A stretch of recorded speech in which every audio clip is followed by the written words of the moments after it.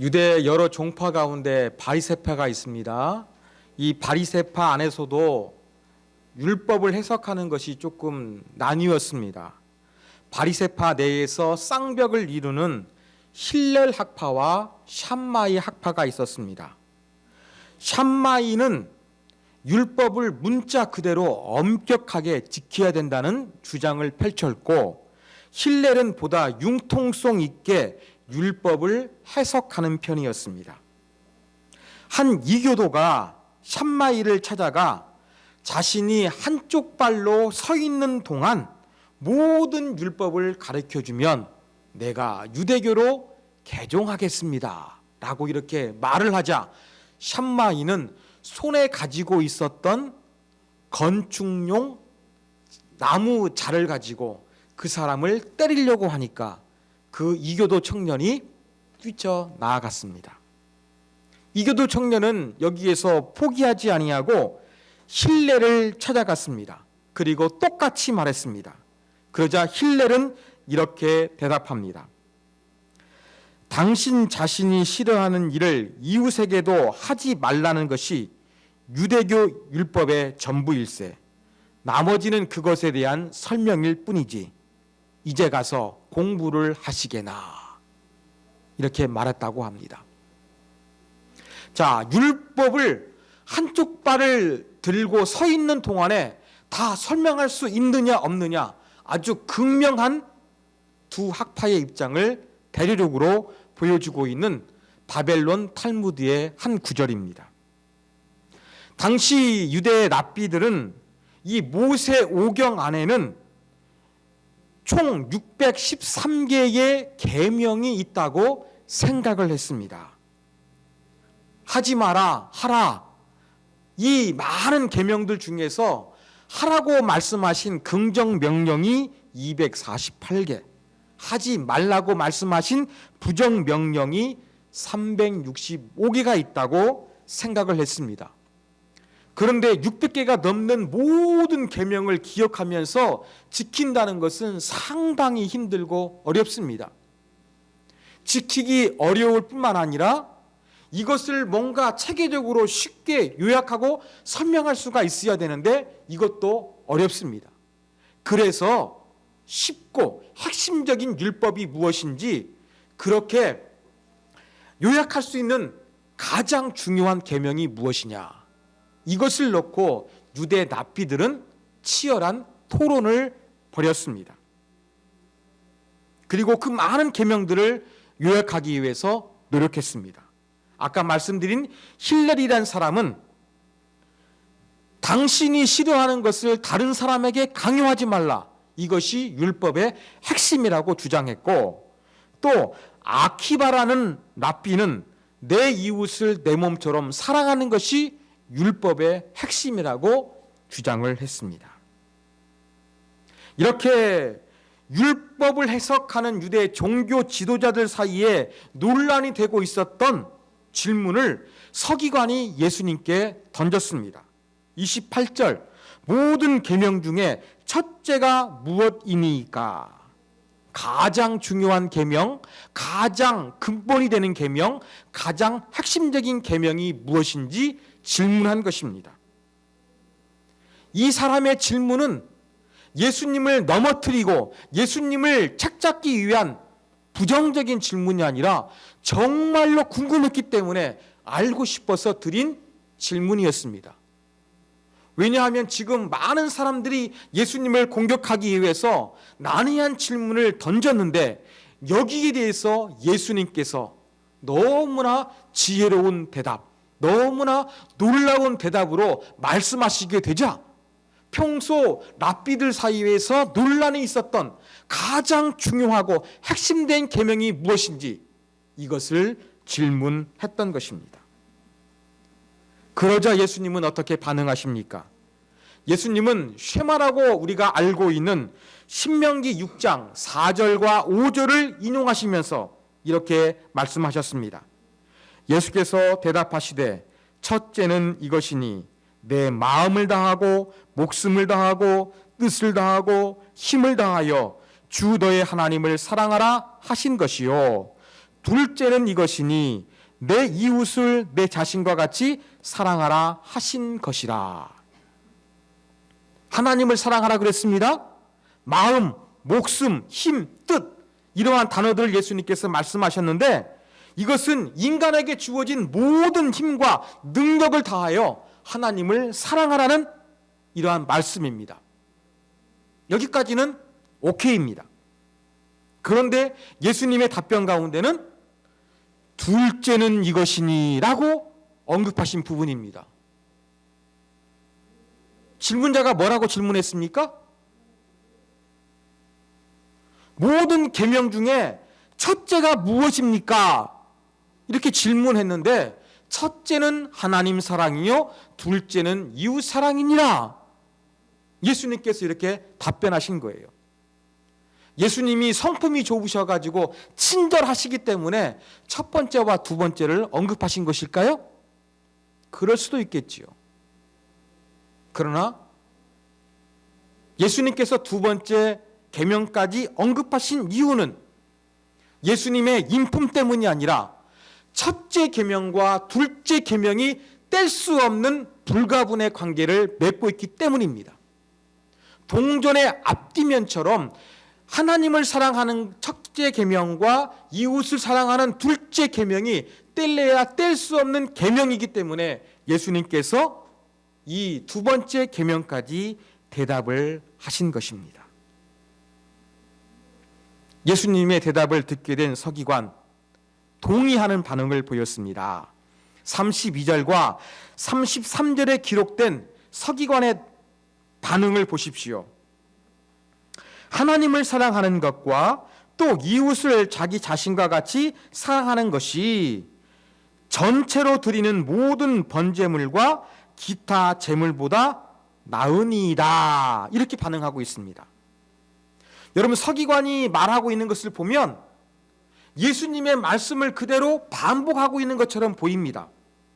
그래서 어떠한 해석가는 특별한 내용이 없다, 예수님의 말씀을 따라 반복했다, 그렇게 이야기합니다. 근데 제가 볼 때 그렇지 않습니다. 눈에 띄는 것이 하나 있습니다. 맨 마지막 부분입니다. 그냥 하나님 사랑, 이웃 사랑 똑같이 앵무새처럼 반복한 것이 아니라 비교를 했습니다. 무엇과 비교했습니까? 성전에서의 제사와 비교를 했습니다. 전체로 드리는 모든 번제물과 기타 제물보다 나으니이다. 쉽게 말해서 성전에서 이루어지는 모든 제사 의식보다 하나님을 사랑하는 것, 이웃 사랑하는 것이 가장 중요한 계명, 당신의 말씀이 맞습니다. 이렇게 대답한 것입니다. 자, 이러한 대답이 지금 이루어졌는데 어떠한 분위기 속에서, 어떠한 환경 속에서 서기관의 대답이 나왔는가 하는 것을 우리가 살펴볼 필요성이 있습니다. 자, 예수님과 서기관이 지금 대화하고 있는데 대화가 이루어지고 있는 장소는 어디일까요? 예루살렘에 예수님께서 입성하셨습니다. 주로 활동하신 장소가 어디였습니까? 예루살렘 성전이었습니다.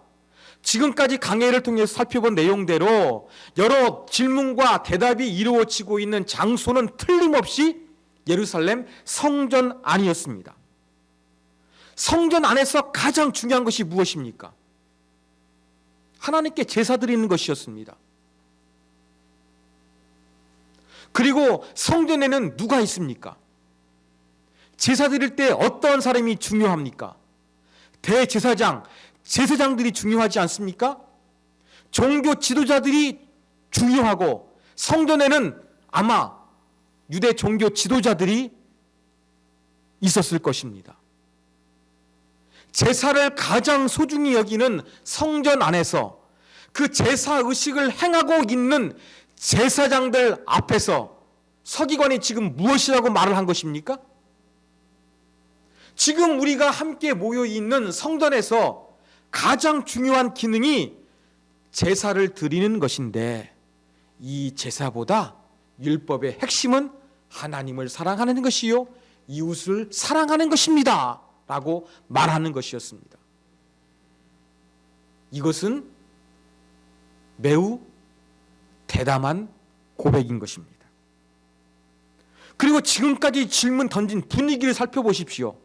전부 다 예수님에게 부정적인 의도를 가지고 예수님을 체포하고 없애버리기 위해서 난해한 질문을 던졌는데, 이 서기관은 예수님의 의견에 동의하고 있는, 지금까지의 분위기를 완전히 무시하고 있는 그러한 과감한 반응을 보였던 것입니다. 이러한 서기관의 반응에 예수님 대답하십니다. 34절, 예수께서 그가 지혜 있게 대답함을 보시고 이르시되 내가 하나님의 나라에서 멀지 않도다 하시니 그 후에 감히 묻는 자가 없더라. 이렇게 말하고 있습니다. 자, 예수님은 먼저 칭찬하셨습니다. 서기관이 앵무새처럼 반복한 것이 아니라 성전의 제사보다 하나님 사랑, 이웃 사랑이 훨씬 중요한 계명이라고 동의하자 그의 대답이 지혜 있게 대답함을 예수님께서 인정해 주셨습니다. 여러분, 마가복음에서 서기관이 예수님께 칭찬받는 것은 여기뿐입니다. 그리고 그의 한계도 지적하셨습니다. 한계는 무엇인가? 부족하다는 것이지요. 그의 부족함이 있습니다. 무엇입니까? 하나님 나라에서 멀도다라는 구절을 통해서 알 수 있습니다. 아니, 정말로 지혜롭게 완벽한 대답을 했다 그러면 하나님 나라에 들어갈 수 있다고 예수님께서 표현하셨을 것인데, 예수님은 하나님 안에 있는 것이 아니라 하나님 나라에서 멀지가 않다. 가까이는 있지만 하나님 나라 안으로 들어오지는 못한 부족함이 있다. 예수님께서 이렇게 말씀하신 것입니다. 자, 그 부족함은 무엇일까? 제가 이제 뒷부분에서 말씀을 드리도록 하겠습니다. 오늘 이 한 서기관과 예수님께서 질문을 통해서 오고 간 대화를 통해서 가장 중요한 계명, 가장 큰 계명, 이것이 무엇인지 우리는 지금 살펴봤습니다. 가장 중요한, 가장 큰 계명은 하나님을 사랑하는 것이에요. 그런데 이 계명이 어떠한 특징을 가지고 있는지 오늘 말씀을 통해서 세 가지로 요약할 수 있습니다. 첫 번째 요약입니다. 첫 번째 특징은 가장 중요한 계명은 이웃사랑과 분리되지 않는다는 것입니다. 아까 말씀드렸죠. 첫 번째 계명이 무엇인지 질문을 했는데 예수님은 두 번째 계명까지 언급하셨다고요.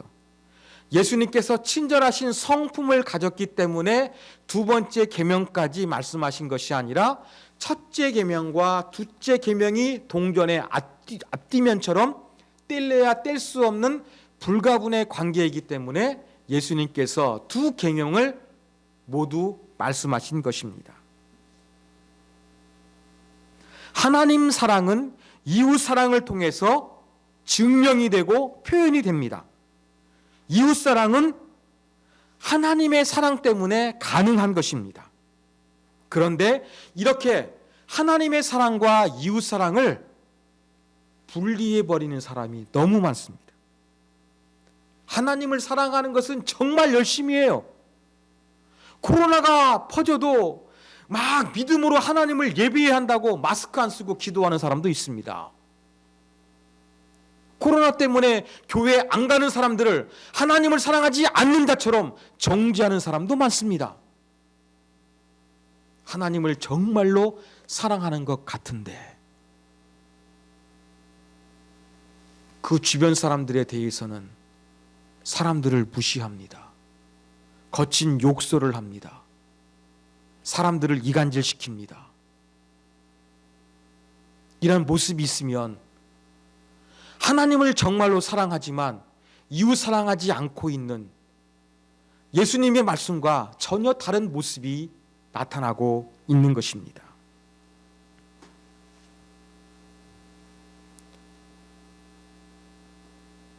인간과 함께 뒤섞여 사는 것은 상처받을 때가 많습니다. 함께 사는 것이 고통이고 함께 사는 것이 지옥처럼 느껴지는 그러한 인간관계의 어려움이 가정에서나 학교에서나 직장에서 얼마든지 나타날 수가 있습니다.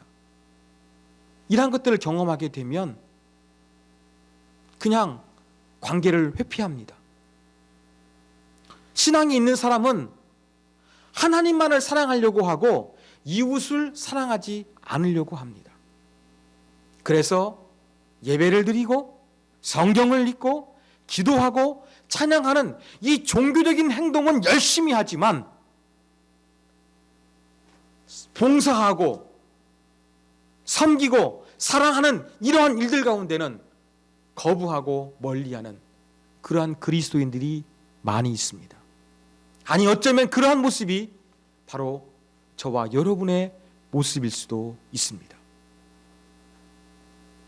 이러한 모습이 우리 가운데 있다고 한다 그러면 우리는 하나님의 사랑과 이웃 사랑을 분리하고 있는 예수님의 말씀과 전혀 반대로 살아가고 있는 잘못된 모습임을 우리가 깨달아야 할 것입니다. 여러분, 유체 이탈 화법이란 말이 있습니다. 몸과 영혼이 분리되어 버리는 것처럼 어떤 주제에 대해서 이야기를 하는데 자기 이야기인데도 불구하고 또 자기는 전혀 관계가 없는 것처럼 남 이야기하는 것처럼 이야기해버리는 이러한 모습을 통해서 사람들은 유체 이탈 화법이라고 표현을 합니다. 신앙에서 유체 이탈 화법처럼 비슷한 모습이 나타나는 거예요. 마치 말과 또 자기 자신의 현실이 분리가 되는 것처럼 몸과 영혼이 분리되는 것처럼 하나님의 사랑과 이웃 사랑을 분리해 버리고는 이러한 잘못된 신앙, 잘못된 의식이 우리 그리스도 안에도 얼마든지 나타날 수가 있다는 것입니다. 여러분, 진정으로 하나님을 사랑하게 되면 이웃 사랑으로 연결되어야 됩니다. 하나님의 사랑이 없이 이웃 사랑하는 것은 휴머니즘입니다. 인본주의입니다. 이건 신앙이 아닙니다.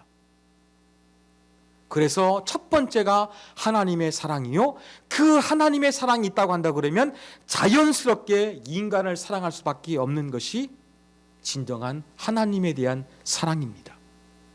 그래서 정말로 하나님을 사랑하기 때문에 남의 편, 남편도 사랑하고 식구들도 사랑하고 직장 상사도 미워하지 않고 심지어 원수까지 사랑할 수 있는 것이 그리스도인의 사랑인 것입니다. 그렇다고 한꺼번에 모든 사람들을 사랑할 수 없습니다. 미운 감정을 버리는 것부터 시작하십시오. 그리고 사람들 통해서 상처를 받았어도 숨지 마시고 사람들을 사랑하기 위해서, 교인들을 사랑하기 위해서, 이웃들을 사랑하기 위해서 작은 것이지만 노력하십시오. 그게 바로 무엇입니까? 하나님의 사랑이 진정으로 내 안에가 있다는 증거인 것입니다. 그러므로 우리는 이 가장 중요한 계명, 정말로 하나님을 사랑한다면 이웃 사랑하는 것과 단절시켜서 안 된다는 이 특성을 우리 안에도 가지고 있어야 한다는 사실을 분명히 기억하시기 바랍니다. 두 번째 특성은, 가장 중요한 계명은 종교의식이나 감정을 뛰어넘는다는 것입니다. 아까 말씀드린 것처럼 이 서기관은 아주 담대하게 성전 안에서 대제사장과 제사장들이 보는 앞에서 성전의 기능보다 하나님 사랑, 이웃 사랑이 율법의 핵심이라고 선언해 버렸습니다. 이 사람은 종교의식에 매여 있는 신앙이 아니라 율법의 핵심이 무엇인지 분명히 알고 있는 신앙을 가지고 있었습니다. 여러분, 우리는 이렇게 서기관처럼 이 종교의식에만 매여 있는 잘못된 신앙에 빠질까 봐 두려워해야 됩니다. 내 신앙의 전부가 주일날 예배당에 나와서 예배 드리는 것이 전부인 것처럼 생각하는 것, 이거 종교의식에 사로잡힌 잘못된 생각입니다. 여러분, 정말로 하나님을 사랑하면 주일날 예배당에 찾아와서 예배하는 것으로 끝나지가 않습니다. 그 이상이 되어야 한다는 것입니다. 이 종교의식이 주는 매력이 있습니다. 종교의식의 거룩함은 참 신비롭습니다. 아름답게 울려 퍼지는 찬양, 마음 깊은 곳에서 우러나오는 간절한 기도, 성령 충만하고 감동적인 설교, 이러한 것들을 통해서 사람들은 한 주간 살아가는 힘을 얻는다고 고백을 합니다. 이러한 이야기를 할 때마다, 이러한 이야기를 들을 때마다 저는 목사로서 무거운 책임감을 느낍니다. 종교의식이 중요합니다. 또 종교의식이 아니더라도 이 종교 음악을 통해서 이 성스러움을 느낄 때가 참 많습니다. 저는 설교를 준비하면서 자주 듣는 음악이 있습니다. 프랑스의 작곡가 샤를 구노가 작곡한 성 세실리아를 위한 장원 미사 중에서 저는 베네딕투스라는 곡을 자주 틀어놓습니다. 이 샤를 구노는 한때 신부를 될까 고민할 정도로 신앙이 두터운 사람이기 때문에 저는 그 곡을 듣다 보면 이 사람의 참 그 신앙이 느껴지는 그러한 생각을 할 때가 참 많습니다.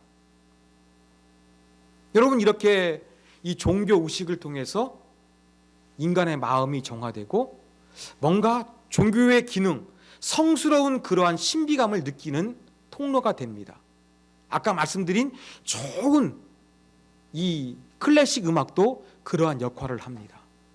그런데 이러한 종교 의식을 통해서, 뭔가 클래식 음악을 통해서 뭔가 감명과 평안을 찾고자 한다 그러면 이건 누구를 위한 겁니까? 하나님을 위한 겁니까? 나를 위한 겁니까? 우리 인간을 위할 때가 많이 있습니다. 여러분, 하나님을 사랑한다는 가장 중요한 계명은 주일 예배에만 국한하지 않습니다. 그리고 이러한 종교적인 감정, 이 종교 의식을 통해서만 느끼려고 하지 않습니다. 그것을 뛰어넘습니다. 이게 바로 진정한 하나님을 사랑하는 모습입니다. 마지막 세 번째, 가장 중요한 계명의 특징은 삶과 분리되지 않는다는 것입니다. 아까 제가 말씀드린 대로 서기관의 대답에 대하여 예수님께서는 지혜로운 대답을 칭찬하셨고 하나님 나라에서 멀지 않도다라고 하면서 그의 고백에 한계와 부족한 부분이 있다는 것을 예수님께서 언급하셨다는 부분을 제가 말씀을 드렸습니다. 하나님 나라에서 멀어요. 약간 멀어요. 살짝 부족해요. 그 살짝 부족한 것이 무엇일까요? 오늘 본문 말씀을 아무리 열심히 읽어도 그 부족한 것이 구체적으로 무엇인지 알 수는 없습니다. 그런데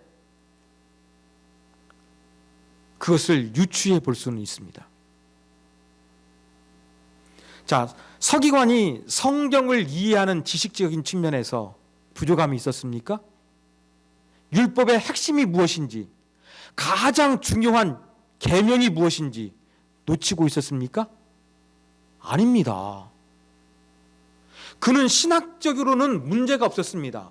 성경 지식을 이해하는 데 있어서는 잘못된 해석이 없었어요. 오늘날로 이야기하게 되면 이단에 빠질 만한 요소가 전혀 없었다는 이야기입니다. 그러면 그가 알고 있는 성경 지식은 문제가 없이 완벽하다고 할 수가 있습니다. 그럼 문제는 어디에 있겠습니까? 성경을 인식하는 성경관에 문제가 없다고 한다 그러면 문제는 어디 있느냐? 그 사람의 삶에 있겠죠. 어쩌면 예수님께서는 이 서기관의 그 성경은 머리로는 제대로 알고 있는데 그 성경 말씀대로 제대로 살아가지 못하는 부족한 부분을 언급하신 것으로 보입니다. 율법에서 가장 중요한 것이 하나님을 사랑하는 것, 이웃을 사랑하는 것이라는 것을 알고 있었지만 그의 삶 가운데서는 하나님을 사랑하는 데 실패하고 이웃을 사랑하는 데 실패했는지도 모른다는 것입니다. 이건 저와 여러분의 모습이기도 합니다. 우리도 하나님을 사랑한다고 하나님을 사랑하는 것이 제일 중요하다는 계명이고 최고의 덕목이라고 생각을 하지만 그렇게 실천하지 못할 때가 있습니다. 그런데 이 가장 중요한 계명이 우리 가운데 정말로 흘러 넘친다면 삶 속에서 이것이 연결되어져야 된다는 것을 우리가 분명히 기억해야 되겠습니다. 최근 비트코인에 대한 뉴스가 많이 나옵니다. 저는 거기에 대한 지식이 없기 때문에 왜 이게 자꾸 막 검색을 하다 보면 뉴스란을 보게 되면 많이 나오는지 이해가 안 됐습니다. 궁금해가지고 우리 교인들이나 제가 또 주변의 젊은 사람들한테 막 물어보기도 했습니다. 이 대답을 가지고는 뭔가 해결이 안 돼가지고 제가 연구를 좀 해야겠다.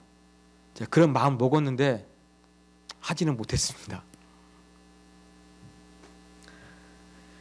그런데 가만히 이 비트코인을 보면서 저는 근래에 들었던 여러 가지 사람들이 관심을 갖고 있는 이 사회 현상이 한번 연결되었습니다. 여러분, 작년 코로나 바이러스가 퍼지니까 어떤 일이 일어났습니까? 주가가 떨어졌습니다. 그래가지고 동학개미 운동해가지고 너도 나도 많은 사람들이 그 떨어진 주식을 사기를 시작을 했습니다. 조금 지나니까 아파트 가격이 막 폭등을 합니다. 그러니까 사람들이 영혼까지 끌어모아 빚을 내어서 집을 사기 위해서 야단 법석을 떨었던 기억이 있습니다. 그리고 올해 들어서는 사람들이 이렇게 도박과 같다는 그런 표현들을 많이 하던데 이 비트코인의 사람들이 열심히 빠져 있습니다. 동학 개미운동, 영끌 부동산 투자, 비트코인 전부 다 무엇과 관련된 것입니까? 재물과 관련된 것입니다. 특히 이 젊은 층들이 노동을 통해서 벌어들이는 것을 가지고 미래에 대한 대책을 세울 수가 없기 때문에 안 되겠다. 집 사자, 주식 투자하자, 비트코인 하자라고 하면서 야단 법석을 떨고 있는 것이 이러한 대한민국의 현실이지 않을까 하는 생각을 해보게 되었습니다. 이렇게 미래가 불안한 현실 가운데 경제 활동에 열심을 내고 있는 그 모습 어떻게 해석해야 할까요? 어떻게 바라봐야 할까요? 저의 고민이었습니다. 공감이 되면서도 뭔가 여기에 대해서 설교를 하거나 말할 수 없는 저의 부족함도 많이 느꼈습니다. 그리스도인이 주식을 해야 되는가 말아야 되는가? 그리스도인이 빚을 내어서 부동산 투자를 해야 되는가 말아야 되는가? 비트코인 어떤 사람은 사기라고 언급하는데 우리 권 목사님 여기 들으니까 자기 아는 사람은 비트코인 사는데 근거가 없대요. 이름 예쁜 거 산대요. 이거 도박 아닙니까? 우리 그리스도인들 이거 해야 될까요? 말아야 될까요? 저 이런 고민을 했습니다. 죄송합니다만 제가 이러한 부분에 대해서 쉽게 말씀을 드릴 수 있는 지식이 없습니다. 고민이 끝나지 않았습니다. 그런데 한 가지 단서는 오늘 말씀을 통해서 발견했습니다. 그리고 우리 지난 시간에 가이사의 것은 가이사에게, 하나님의 것은 하나님에게 드리라는 구절, 여러분 기억나시죠? 그것과 연결이 됩니다. 무 자르듯이 사회가 바뀌었기 때문에 뭐 주식이나 뭐 부동산 투자나 비트코인이나 해야 된다, 하지 말아야 된다, 이러한 논리로 말할 수 있는 것이 아니라고 생각을 합니다.